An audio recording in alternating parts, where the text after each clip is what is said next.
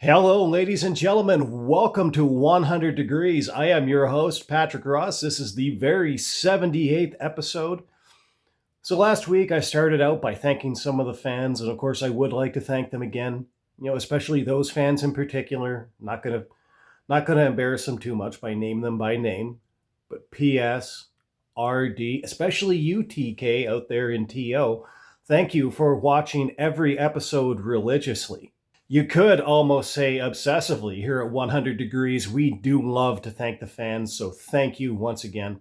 Let's go ahead and jump right on into the first topic. Everybody always knows it's going to be an Edmonton Oilers topic. So as of the recording of this episode, there is one game left to be played in the 2025-26 NHL season for the Edmonton Oilers.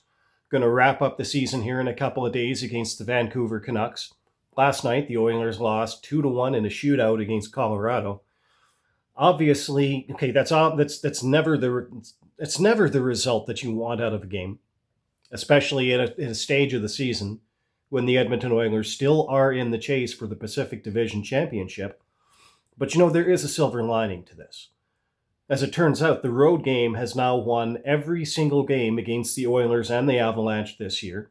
So going into a playoff series, it would kind of seem that the road team is going to have, at the very least, a psychological advantage. And as it just so happens, should the Edmonton Oilers manage to draw the Colorado Avalanche in the postseason this year, they will be the road team. Because the Colorado Avalanche a few days ago, they did go ahead and just sew it up.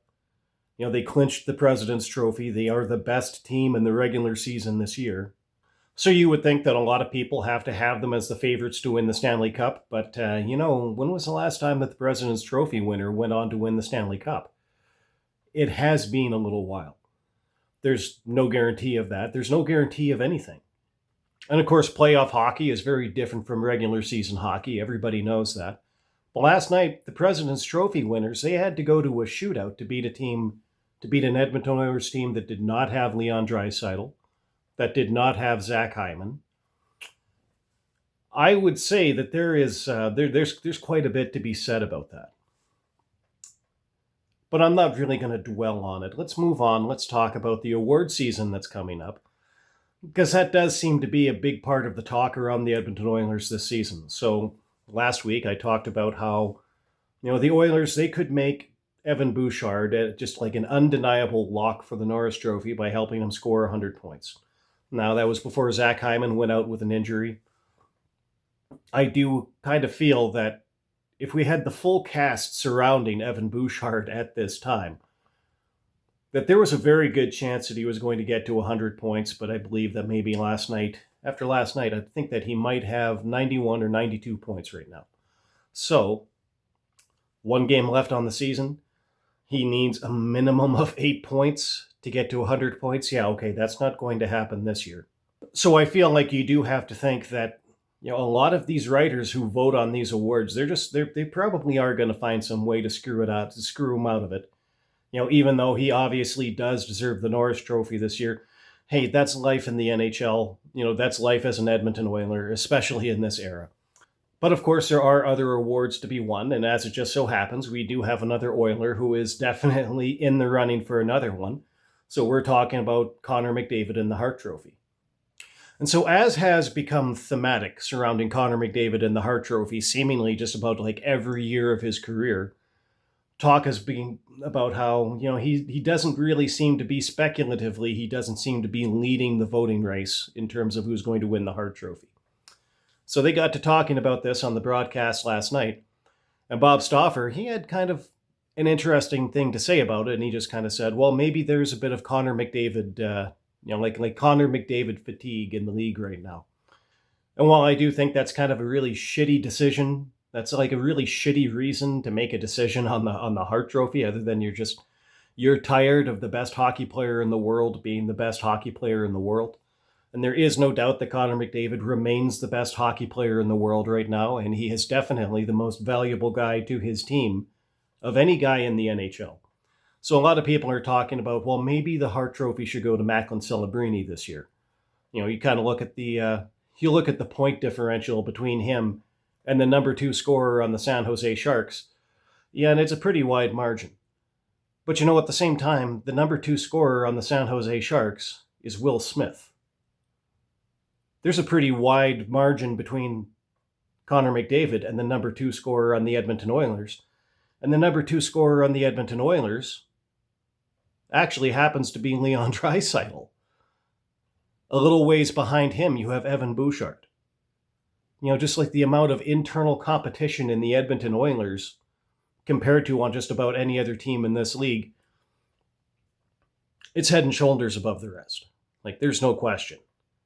But, Bob Stauffer, he seems to think that, well, maybe the media is just tired of Connor McDavid being the best hockey player in the world.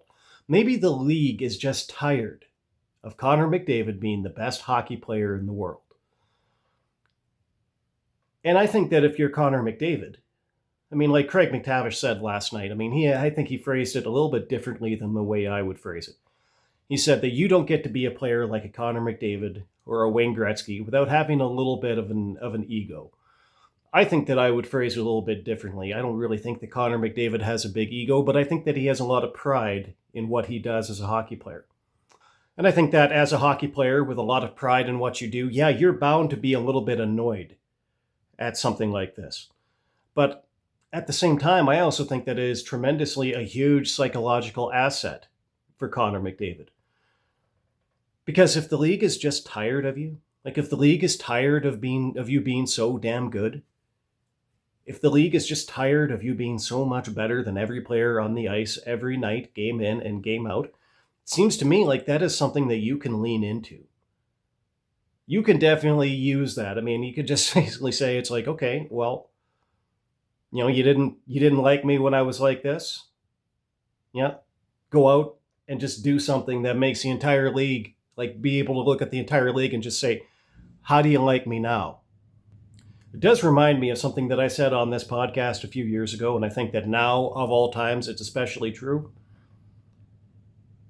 People just kind of count on Connor McDavid to just be the good guy. And I think that Connor McDavid has a lot to gain from repudiating that a little bit, leaning into this whole idea of McDavid fatigue, of people just kind of being tired of you, being sick and tired of you being the best player in the world. Just lean into that. Lean into it. Be the bad guy. Continuing to be this good or better, is that going to make you a bad guy to these people? Well, then if that's the case, you know what? It is time for the Connor McDavid villain arc to begin. Especially at a time when now, more than ever, as Connor does continue to advance in years, let's say, I don't want to use the A word. Advance is an A word, but not the A word. But as he continues to advance in years, people are going to start to ask the question of, well, does he still have a little more? Does he still have a little more?